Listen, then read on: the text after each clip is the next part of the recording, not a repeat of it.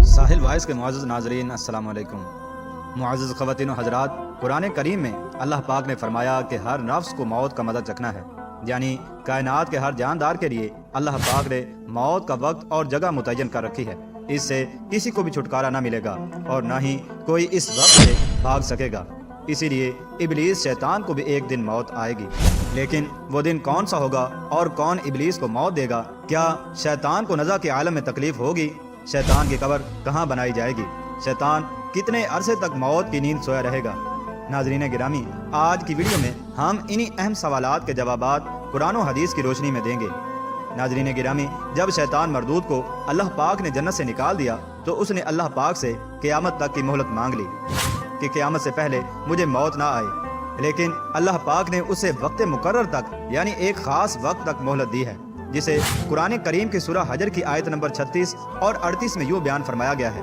उसने कहा, ऐ परवरदिगार, लोगों के जिंदा किए जाने तक मुझे मोहलत दे। फरमाया, तुझे मोहलत दी जाती है वक्त मालूम तक के लिए। मुअज़्ज़ज़ ख़वातीन व हज़रात, वक्त मालूम को मुफस्सिरीन ने नफ़ख़ा उला लिखा है, यानी जब हज़रत इसराफील अलैहिस्सलाम पहली दफ़ा सूर फूंकेंगे, क़यामत की निशानियाँ जब पूरी हो जाएंगी तो मोमिनीन के बगलों के नीचे से एक प्यारी खुशबूदार हवा गुजरेगी, जिससे तमाम ईमान वाले वफात पा जाएंगे। और फिर इसके बाद 40 साल का ज़माना गुजरेगा जिसमें कोई भी बच्चा पैदा ना होगा, यानी हर इंसान की कम अज़ कम मुद्दत उस वक्त 40 साल हो जाएगी। मुसलमान चूँकि मर चुके होंगे, इसीलिए ज़मीन पर सिर्फ मुशरिक व कुफ़ार बाकी रह जाएंगे।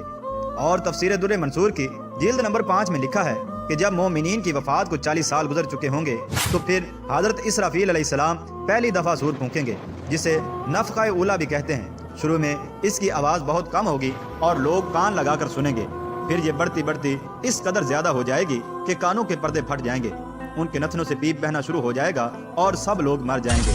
इंसान, जिन, फरिश्ते, यहाँ तक कि शैतान इब्लीस को भी इस नफ़ख़ा उला के वक्त मौत आ जाएगी।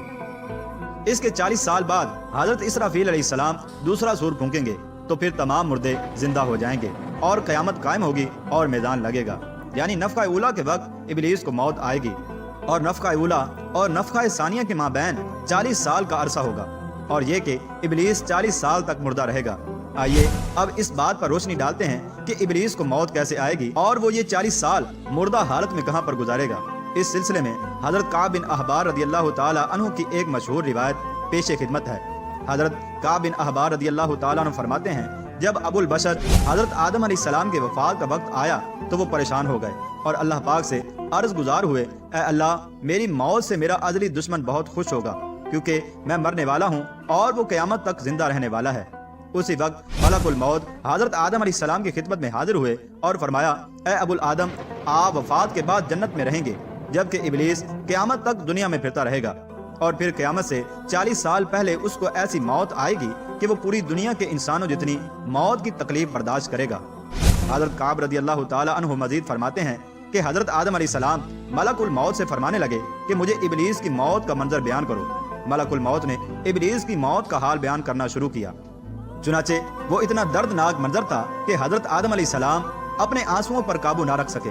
लोग हज़रत काब बिन अहबार रदियल्लाहु ताला अन्हु से अर्ज करने लगे, हमें भी इब्लीस की मौत का कुछ हाल बयान फरमाएं। लोगों की बेजा फरमाइश पर हज़रत काब बिन अहबार रदियल्लाहु ताला अन्हु इब्लीस की मौत का मंजर कुछ यूं पेश करते हैं। अल्लाह ताला मलकुल मौत से फरमाएगा, मेरे गदब और गुस्से का लिबास पहन कर जाओ और इब्लीस की रूह कब्ज़ करो और इब्लीस से तमाम इंसानों और जिन्नों से ज्यादा सख्ती करना। जब मलकुल मौत गदब और गुस्से से भरकर बहुत से फरिश्तों के साथ इब्लीस की रूह कब्ज़ करने के लिए आएंगे तो जो भी आसमान और ज़मीन में उनको देख लेगा वो फौरन ही मर जाएगा। जब मलकुल मौत इब्लीस के पास पहुंचेंगे तो वो धाड़े मार मार कर रोने लगेगा। फिर शैतान को मौत की तकलीफ दी जाएगी, जो कि सारी मखलूक की मौत की तकलीफ से भी ज्यादा होगी। इब्लीस घबरा कर मशरिक की जानिब भागेगा तो कभी मगरिब की जानिब, लेकिन हर तरफ अपने सामने मलकुल मौत को पाएगा। समुद्र में छुपने जाएगा तो समुद्र उसे जगह ना देगा। आसमान की तरफ भागेगा तो वहाँ मुकर्रर फरिश्ते उसको आग के कोड़े मारेंगे। आदम अलैहिस्सलाम की कब्र के पास खड़ा होकर कहेगा, ऐ आदम, तुम्हारी वजह से मैं मलऊन और मरदूद बना, काश कि तुम पैदा ही ना हुए होते। फिर मलकुल मौत से कहेगा, कितनी सख्ती और तकलीफ के साथ मेरी जान निकालोगे? तो आप अलैहिस्सलाम फरमाएंगे, जितने लोग जहन्नम में हैं उन सब की मौत से कहीं ज्यादा तकलीफ और सख्ती के साथ मैं तेरी जान निकालूंगा। ये सुनकर वो बदबख्त तड़पने लगेगा और चीखता चिल्लाता इधर उधर भागेगा और उसी जगह पहुंच जाएगा جہاں اس نے جنت سے نکلنے کے بعد پہلا قدم رکھا تھا، وہ جگہ آگ کے انگاری کی طرح سرخ ہو چکی ہوگی، زمین چنگاری کی طرح ہو جائے گی اور زبانیہ فرشتے ابلیس لعین کو گھیر لیں گے اور زنبوروں اور آروں سے اس کو چیریں گے جب تک اللہ چاہے گا۔ اس وقت تک حالت نزا اور موت کے غصے کا شکار رہے گا، اور وہاں جہنم کی سنڈاسیاں لگی ہوں گی۔ ان سنڈاسیوں سے تڑپا تڑپا کر اس بدبخت کی جان نکالی جائے گی۔ آدم علیہ السلام اور حوا علیہ السلام سے کہا جائے گا، ذرا اپنے دشمن کو دیکھو کس طرح ذلت کے ساتھ مر رہا ہے۔ وہ دیکھ کر کہیں گے، یا اللہ، تو نے ہم پر اپنی نعمت مکمل فرما دی۔ پھر انہی جہنمی گڑھوں میں ابلیس 40 سال تک مردہ رہے گا اور یہی اس کی قبر ہوگی۔ پھر 40 سال کے بعد حضرت اسرافیل علیہ السلام دوبارہ سور پھونکیں گے تو تمام کے تمام مردے زندہ ہو جائیں گے، اور پھر اس کے بعد حساب و کتاب کا عمل شروع ہوگا۔ معزز خواتین و حضرات، اس کائنات کی ہر چیز فنا ہونے والی ہے، بس ہمیں تو ہر وقت تیار رہنا چاہیے۔ کیا پتا کہ کب کون سی گھڑی ہماری اس دنیا میں آخری ہو اور پھر ہمارے پاس پچھتاوے کے علاوہ کچھ باقی نہ رہے۔ اللہ تبارک و تعالیٰ سے دعا ہے کہ اللہ تبارک و تعالیٰ ہمیں موت سے پہلے موت کی تیاری کرنے کی توفیق عطا فرمائے۔